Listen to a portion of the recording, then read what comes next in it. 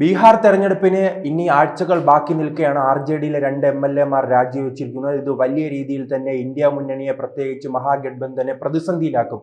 കാരണം അല്ലാതെ തന്നെ അവർ സീറ്റ് വിഭജനവുമായി ബന്ധപ്പെട്ട് പാർട്ടിക്കുള്ളിൽ വലിയ തർക്കങ്ങൾ നടക്കുകയാണ്. പക്ഷെ മറുപക്ഷത്ത് BJPയുടെ സഖ്യത്തിൽ NDAയിൽ അവർ കൃത്യമായി തന്നെ സീറ്റ് വിഭജനം നടത്തി. JDU 101 seat, BJP 101 seat, LJP 29 seat, അതോടൊപ്പം തന്നെ മറ്റു പാർട്ടികൾക്ക് ചെറിയ രീതിയിൽ തങ്ങളുടെ സ്വാധീനത്തിനനുസരിച്ചും സീറ്റുകൾ നൽകിയിട്ടുണ്ട്. അങ്ങനെ ആ ഭാഗത്ത് ഒറ്റക്കെട്ടായി മുന്നോട്ട് പോകുമ്പോഴാണ് ഈ ഭാഗത്ത് RJDയുടെ ഭാഗത്ത് വലിയ രീതിയിൽ കോൺഗ്രസും അതോടൊപ്പം തന്നെ RJDയും തമ്മിലുള്ള പ്രശ്നങ്ങൾ രൂക്ഷമായിരിക്കുന്നു. അതോടൊപ്പം തന്നെയാണ് ഇപ്പോൾ MLAമാരും രാജിവെച്ചിരിക്കുന്നത്. ഇങ്ങനെ MLAമാർ രാജിവെച്ച് BJPയിലേക്കും RJDയിലേക്കും ഒഴുകുന്നത് ഈ തെരഞ്ഞെടുപ്പ് ഘട്ടത്തിൽ വലിയ രീതിയിൽ പ്രതിസന്ധി ഉണ്ടാക്കും. അവരെ സംബന്ധിച്ചിടത്തോളം, കോൺഗ്രസിനെ സംബന്ധിച്ചിടത്തോളം ഇത് വലിയ നിർണായകമായ ഒരു തെരഞ്ഞെടുപ്പാണ്. കഴിഞ്ഞ ലോക്സഭാ തെരഞ്ഞെടുപ്പിൽ മുന്നേറ്റം ഉണ്ടാക്കിയതിനു ശേഷം പല തെരഞ്ഞെടുപ്പുകളിലും ദയനീയമായി പരാജയപ്പെടുന്ന ഒരു സാഹചര്യമുണ്ട്. അത് 3 സംസ്ഥാനങ്ങൾ എടുത്തു നോക്കിയാൽ അറിയാം. ഡൽഹിയും മഹാരാഷ്ട്രയും ഹരിയാനയും അടക്കമുള്ള സംസ്ഥാനങ്ങളിൽ വലിയ തിരിച്ചടി ഉണ്ടായതുകൊണ്ട് തന്നെ ബീഹാറിലെ തെരഞ്ഞെടുപ്പിൽ മുന്നേറ്റം ഉണ്ടാക്കിയില്ലെങ്കിൽ അവരെ സംബന്ധിച്ചിടത്തോളം ഇനി വരുന്ന തെരഞ്ഞെടുപ്പുകളുണ്ടല്ലോ, ആസാമും അതോടൊപ്പം തന്നെ കേരളം, തമിഴ്നാട് അടക്കമുള്ള സംസ്ഥാനങ്ങളിൽ അവരുടെ ഊർജം നഷ്ടപ്പെടും. അങ്ങനെ കോൺഗ്രസിന്റെ ചരിത്രം തന്നെ മറ്റൊരു രീതിയിലേക്ക് മാറുന്ന ഒരു ഘട്ടത്തിലേക്ക് പോകാനുള്ള സാധ്യതയാണ് കാണുന്നത്. JDUവിനെയും. പക്ഷെ ബീഹാറിൽ BJPയെ സംബന്ധിച്ചിടത്തോളം അവർക്ക് അവരുടെ കേന്ദ്ര ഭരണത്തിൽ കൂടുതൽ ശക്തമായി മുന്നോട്ട് പോകാനുള്ള ഒരു തെരഞ്ഞെടുപ്പ് കൂടിയാണ് ബീഹാറിലെ തെരഞ്ഞെടുപ്പ്. പ്രത്യേകിച്ച് JDU ആണ് അവിടെ മത്സരിക്കുന്നത്. JDUവിന് എന്തെങ്കിലും തരത്തിലുള്ള പരിക്കേൽക്കുകയാണെങ്കിൽ, പരാജയം സംഭവിക്കുകയാണെങ്കിൽ അത് കേന്ദ്ര ഭരണത്തെ ബാധിക്കും, നരേന്ദ്രമോദി സർക്കാരിനെ ബാധിക്കുമെന്ന് കൃത്യമായ ധാരണ കേന്ദ്ര സർക്കാരിനുണ്ട്. കാരണം കേവല ഭൂരിപക്ഷം ഇല്ലാതെയാണ് നരേന്ദ്രമോദി സർക്കാർ ഇപ്പോൾ ഭരണം നടത്തുന്നത്. പരാജയം ഉണ്ടാകുകയാണെങ്കിൽ സ്വാഭാവികമായി തന്നെ JDU മറുകണ്ഠം ചാടാനുള്ള സാധ്യതയുണ്ട്.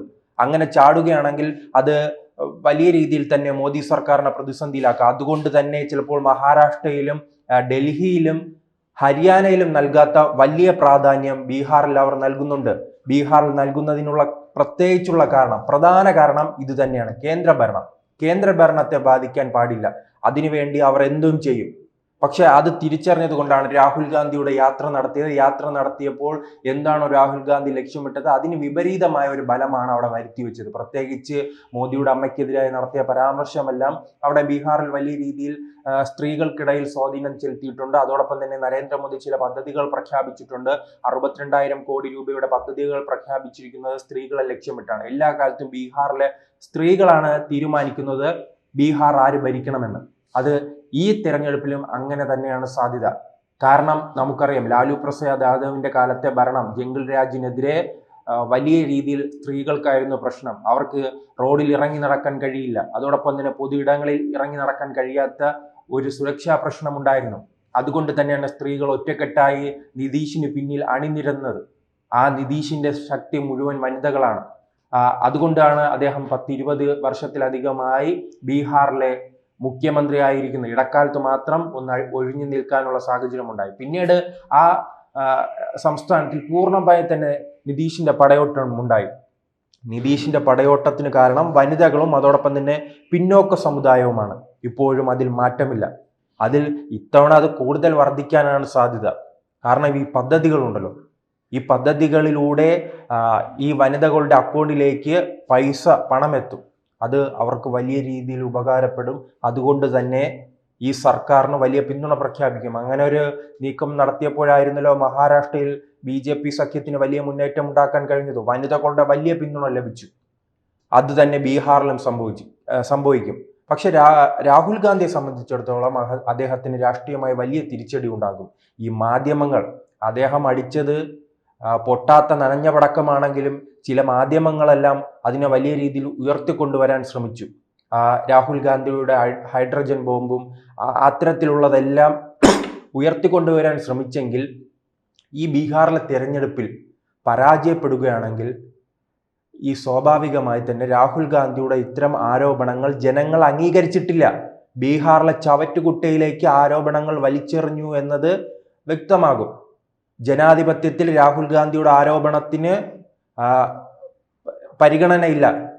ജനാധിപത്യത്തിന്റെ കോടതിയിൽ, ജനകീയ കോടതിയിൽ രാഹുൽ ഗാന്ധി പരാജയപ്പെടുന്നതായി മാറും ഈ തെരഞ്ഞെടുപ്പിൽ എന്തെങ്കിലും തോൽവി ഉണ്ടായാൽ. പ്രത്യേകിച്ച് കഴിഞ്ഞ തവണ 19 സീറ്റുകളാണ് കോൺഗ്രസിനുണ്ടായിരുന്നത്. അതിൽ നിന്നും ഒരു സീറ്റെങ്കിലും നഷ്ടപ്പെടുകയാണെങ്കിൽ അത് രാഹുൽ ഗാന്ധിയുടെ പരാജയമാകും, കോൺഗ്രസിന്റെ പരാജയമാകും. അതിന്റെ ഉത്തരവാദിത്വം പറയേണ്ടത് പൂർണ്ണമായി തന്നെ രാഹുൽ ഗാന്ധി ആയിരിക്കും. കാരണം രാഹുൽ ഗാന്ധിയാണല്ലോ ഇപ്പോൾ ബീഹാറിൽ പ്രചരണം നയിക്കുന്നത്. രാഹുൽ ഗാന്ധി പ്രചാരണം നയിച്ചാൽ ഉറപ്പായി തന്നെ BJP ജയിക്കുമെന്നത് 100% ഉറപ്പാണ്. കാരണം BJPയുടെ പല ഓഫീസുകളിലും രാഹുൽ ഗാന്ധിയാണ് ഈ വീടിന്റെ ഐശ്വര്യമെന്ന് ബോർഡുകൾ വയ്ക്കണമെന്ന് പരിഹാസ രൂപേണ പല നേതാക്കളും പറയുന്ന ഒരു സാഹചര്യമുണ്ടല്ലോ. ഇദ്ദേഹം എവിടെയെല്ലാം പ്രചരണത്തിലെത്തുമോ, ഏതെല്ലാം പാർട്ടിയെ പിന്തുണയ്ക്കുമോ അവരെല്ലാം ദയനീയമായി പരാജയപ്പെടുന്നതാണ് കണ്ടത്. ചിലപ്പോൾ അദ്ദേഹം 100 തെരഞ്ഞെടുപ്പ് നയിച്ചെങ്കിൽ അതിൽ 90 തെരഞ്ഞെടുപ്പും പരാജയപ്പെടുന്നതല്ലേ കണ്ടത്. പിന്നീട് 5 തെരഞ്ഞെടുപ്പ് അത് സഖ്യകക്ഷികളുടെ പിന്തുണയോടുകൂടിയായിരിക്കും. എന്തിനു പറയുന്നു എന്ന് കേരളത്തിൽ തന്നെ കോൺഗ്രസിന് വിജയിക്കണമെങ്കിൽ മുസ്ലിം ലീഗിന്റെ പിന്തുണ വേണ്ടേ? തമിഴ്നാട്ടിൽ ഇന്ത്യ മുന്നണി ഭരണം നടത്തുന്നു, അത് ആരുടെ പിന്തുണയോടുകൂടിയാണ്? അത് DMKയുടെ പിന്തുണയോട് ആണ്. പിന്നീടുള്ളത് കർണാടകയിൽ മാത്രമാണ് അവർക്ക് സ്വാധീനമുള്ള. പിന്നീട് ഏത് സംസ്ഥാനത്തും അവർക്ക് അധികാരത്തിൽ വരണമെങ്കിൽ ഒന്നുകിൽ ഘടകകക്ഷിയുടെ പിന്തുണ വേണം, അല്ലെങ്കിൽ അവിടെ പ്രാദേശികമായ നേതാക്കളുടെ പിന്തുണ വേണം. അല്ലാതെ രാഹുൽ ഗാന്ധി എന്ന അമൂൽ ബേബിയെ കൊണ്ട് ഒരു മുന്നേറ്റവും ഉണ്ടാക്കാൻ കഴിയില്ലെന്നത് വ്യക്തമാണ്.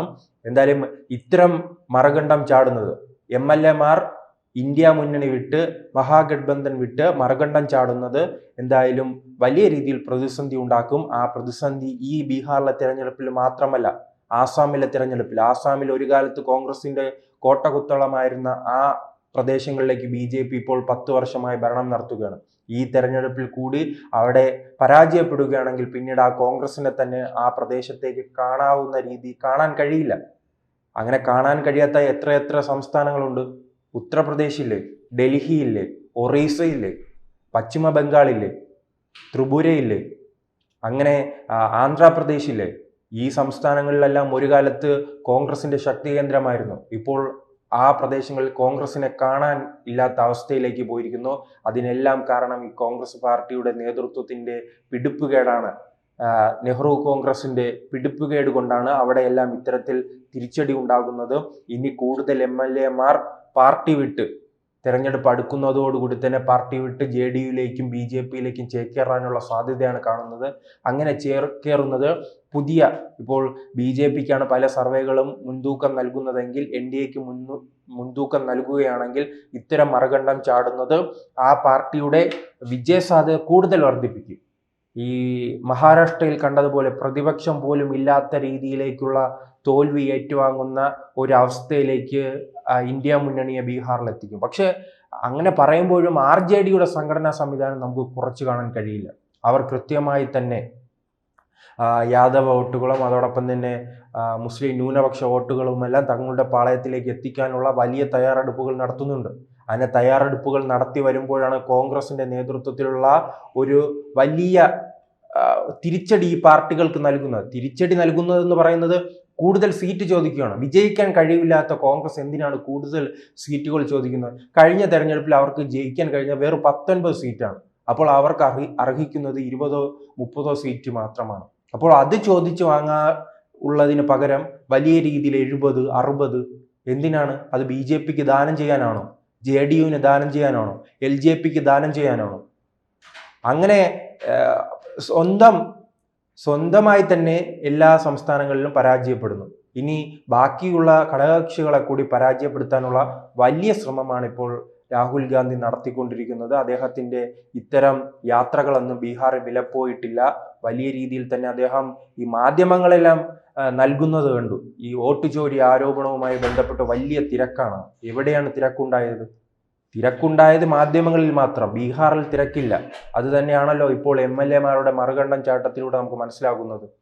കൂടുതൽ വാർത്തകളും വിശേഷങ്ങളും നിങ്ങളിലേക്ക് എത്താൻ ABC മലയാളം സബ്സ്ക്രൈബ് ചെയ്യുക, ബെൽ ബട്ടണും അമർത്തുക.